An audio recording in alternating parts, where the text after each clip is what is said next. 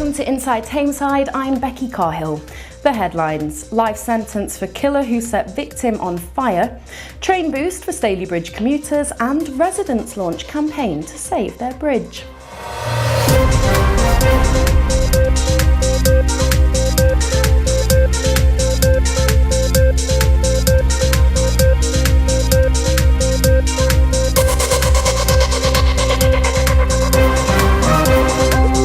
So Bob Geldof has praised staff at a Tameside hair salon after they made their own Band-Aid video, which has become a YouTube sensation.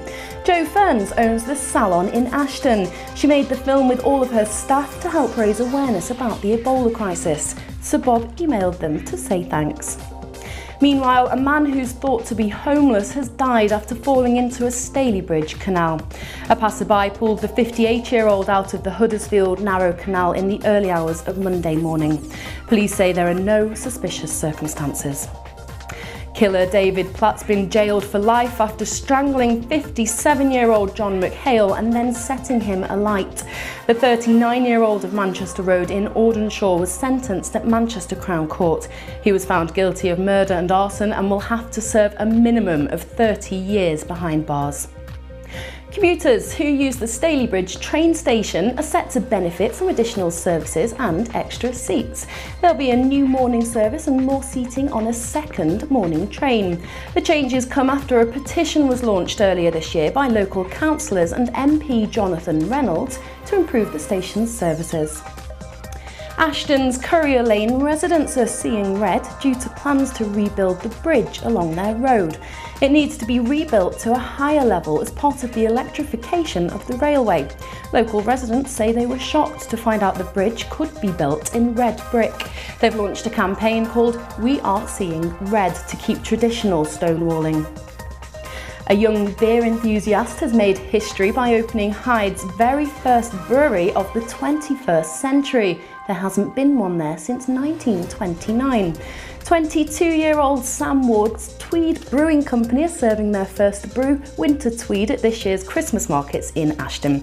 And now there's even more reasons to skate along to the markets with the arrival of a special ice rink. Now for all the latest sport news, we go over to Mark Phillip at the Quest Media Sports Centre. Well, there's a packed fixture list of football and rugby matches scheduled for this weekend, weather permitting, of course. We start the sport roundup with football, and what better place to begin than at Ewan Fields. Hyde registered a shocking 1-0 win last weekend against big spending North Thereby United. The Tigers are rooted to the foot of the Conference North table, having only won 2 league games all season. But the victory last Saturday was a much needed boost for the club, and Scott McNiven in particular, as they head into Saturday's FA Trophy tie against Spennymoor Town. 35 places separate the two sides at the moment, with the odds firmly fixed on a Hyde victory. Stalybridge Celtic will be hoping to reassess their current situation this Saturday, as they have a much needed weekend off. After returning from Rushall Olympic last weekend with a fantastic 2-1 win, Ashton United will be hoping to take their momentum into Saturday's fixture against Buxton. The Robins will travel to Derbyshire in high hopes following a string of impressive performances that has seen Paul Phillips' men jump to 5th in the table. We cross to the Tameside Stadium now, where Curzon Ashton are on course to top the Evo Stick Premier table. John Flanagan's men won 3-0 last weekend, and the victory coincided with the manager receiving a trophy to celebrate his 200th game in charge. Under Flanagan's tenure, the Nash occupy the highest place in their history. Now in his 4th season, the manager will be hoping for a win on Saturday when his side welcome Grantham Town to Curzon's Fortress. Elsewhere, Droylsden are back at the Butchers' Arms this weekend following last Saturday's 5-3 loss.